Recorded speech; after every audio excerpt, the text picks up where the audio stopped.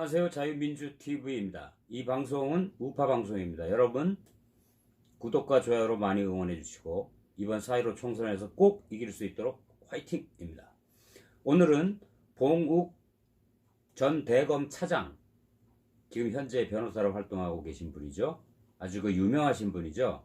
봉욱 전 대검 차장께서 매일경제에 실으신 칼럼이 아주 내용이 좋아서 여러분들과 공유하고 잠깐 제 논평을 더하고 마치도록 하겠습니다. 조선시대의 사원부와 현재 대한민국의 검찰이라는 제목입니다. 신라의 사정부, 고려의 어사대, 조선의 사헌부, 권력과 강자의 부정부패를 막기 위한 기관들입니다.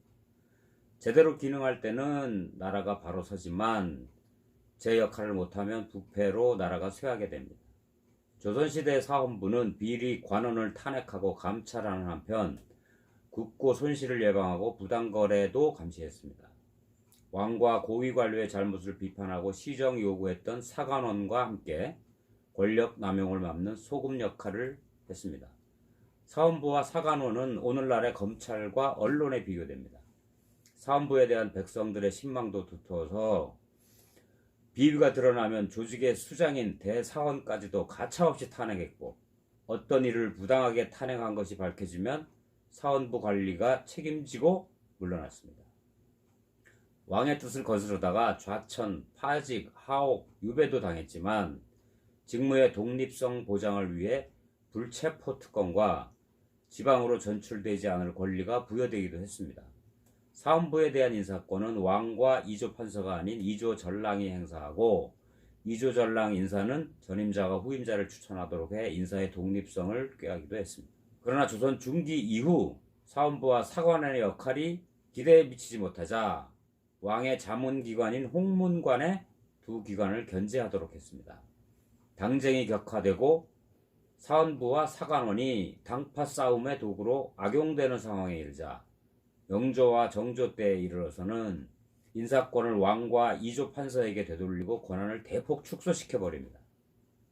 이후에 권력을 견제할 기구가 무력화되면서 1800년 정조가 사망한 후에는 세도 정치가 득실하게 되고 부패로 내리막길을 걷게 됩니다. 다산 정약용 선생은 권력의 눈치만 살피는 사헌부를 폐지해야 한다고 주장하기도 했습니다. 검찰제도는 프랑스 혁명의 산물로 1801년에 탄생합니다. 검사가 범죄를 소추해야 판사가 재판을 합니다. 몽테스키에는 그에 져서 법의 정신에서 검찰관이 있기에 시민이 평온하다고 했습니다. 20세기 들어 재정 경제 범죄와 부패 범죄 양상이 복잡해지자 전문 수사 범죄 부서들이 생겨나는 추세입니다. 미국의 FBI, 뉴욕, LA의 검찰청, 독일의 중점검찰청, 프랑스 검찰의 재정경제범죄수사부, 영국의 중요경제범죄수사부, 일본 검찰의 특수부가 활동 중입니다. 우리나라에도 원래 공안부의 역할이 두드러졌습니다만 90년대 문민정부 이후에 대검 중앙수사부와 서울중앙지검 특수부 같은 특별수사부서의 역할이 커져왔습니다. 정치권과 재계에 대한 수사가 빈발하면서 검찰권 남용 문제도 이슈화 됩니다. 검찰 수사를 정치적으로 이용하고 싶은 유혹도 생기게 됩니다. 정치적 중립성을 어떻게 확보할 것인지, 의사결정의 투명성을 어떻게 높일 것인지, 검사와 수사관의 청렴성을 어떻게 강화할 것인지, 각국의 검찰이 안고 있는 공통 과제들입니다. 국민의 신뢰를 얻지 못하면 설 자리가 없습니다. 조선시대의 사헌부는 직무의 독립성을 인사제도로 뒷받침했고, 사헌부, 사관원, 홍문관의 역할 분담을 통해 서로 견제했습니다. 어떤 조직보다 스스로에 엄격했고 잘못에 대한 책임도 분명했습니다. 왕과 권신들의 압박에 맞서 목숨 걸고 탄핵했습니다. 그러나 당파 싸움의 도구로 전락하면서 존재의 의미를 상실해버립니다. 요즘 검찰개혁의 목소리가 높습니다. 국민은 강자에게는 엄정하고 약자에게는 따뜻한 그런 검찰을 원합니다.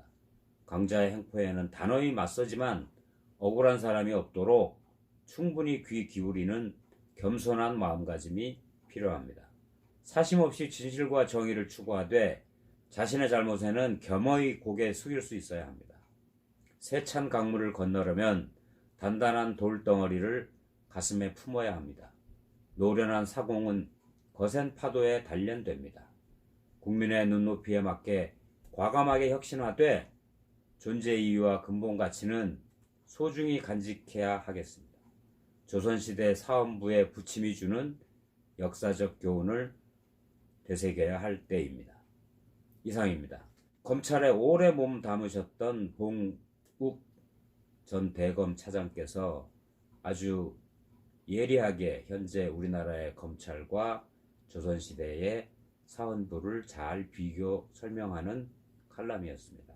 빛과 소금의 역할을 해야 되는 조선시대의 사헌부, 그 스스로의 엄격함과 중립성을 잃어버리자 조선 정부는 부패했고 조선 정부는 결국 망하기에 이르렀습니다. 오늘날 우리 대한민국의 검찰이 역시 중립성과 강자에는 강하고 약자에게는 부드러운 스스로의 엄격함으로 그리고 절제된 검찰권으로 이 나라의 소금의 역할을 제대로 다해주기를 시민의 한 사람으로서 간곡히 바람하지 않습니다. 감사합니다.